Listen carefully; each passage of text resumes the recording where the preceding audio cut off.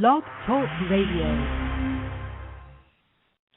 Welcome, everyone that is present here in the house of the Lord, which happens to be the place where I lay my head.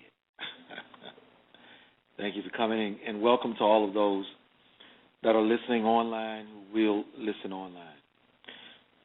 The last service that we had, I talked about the wine dresser and the trees, the parable where Jesus was asked to cut down the trees because they bore no fruit. And Jesus said, give them just a little while longer.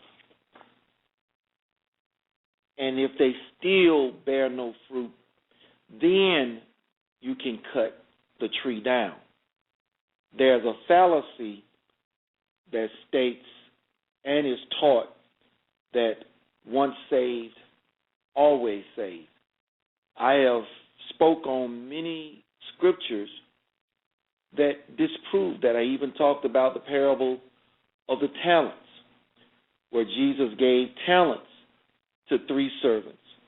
Here in the Bible is represented as money, but in a sense is represented as the gifts of God that he gives to us to go out and gain an increase. In the Bible, the story used money that they were to invest so that when God returned, he could collect interest on that. But many of us think that there's not a price to pay for abdicating our responsibility as Christians. There is also a greater responsibility for those whom God has allowed to be in positions of authority.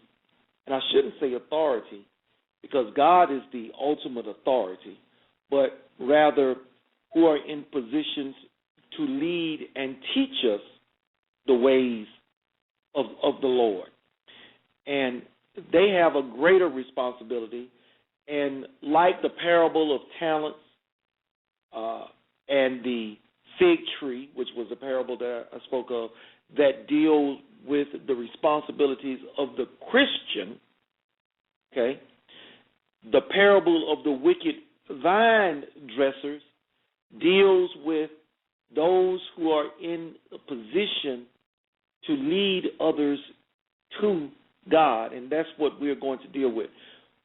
There are a couple of reasons why I'm dealing with this particular parable. One, I've been asked several times, what do I think about this church? What do I think about this happening in the church? Somebody even asked me, didn't I do a video on pulpit pimps being exposed? Of course, I didn't do one exactly titled that, but I have spoke on the subject of people being deliberately misled.